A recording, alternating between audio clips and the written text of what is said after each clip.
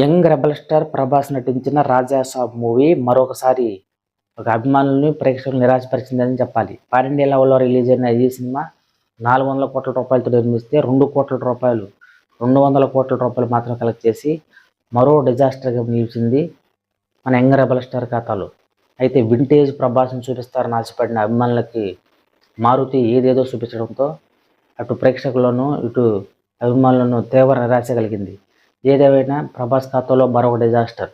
Pan India లెవెల్లో దూసుకుపోతున్న ప్రభాస్కి ఇది ఒక బ్రేకే అని చెప్పాలి. ఎందుకంటే ఇంతకుముందు ఆయన నటించిన 6 సినిమాలు కూడా పాన్ ఇండియా లెవెల్లో రిలీజ్ అయిన సినిమాలే.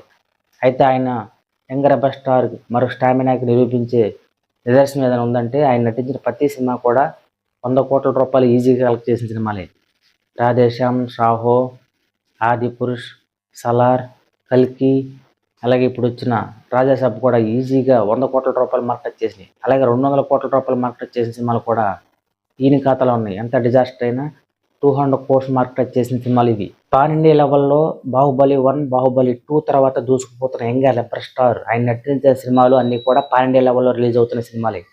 అయితే అందులో 1000 కోట్ల మార్క్ టచ్ చేసిన సినిమాలు ఈజీగా బాహుబలి, అలాగే కల్కి, సలార్ లాంటి దగ్గరికి వచ్చిన అది కూడా పాన్ ఇండియా లెవెల్లో మంచి అభిమానుల్ని మంచి ఈజీగా కలెక్షన్ రాబట్టిన సినిమా. అయితే ఏది ఏమైనా యంగ్ రెబల్ స్టార్ ఖాతాలో 100 కోట్ల రూపాయలు ఈజీగా ఫస్ట్ 2 డేస్లో సంపాదించడం అయితే పాన్ ఇండియా లెవెల్లో ఉన్న యంగ్ రెబల్ స్టార్ ఫ్యాన్స్కి ఇది ఒక బెస్ట్ రికార్డే అని చెప్పాలి. అయితే ఆయన నుంచి రాబోతున్న నెక్స్ట్ 2 సినిమాల మీదే ఆశలు.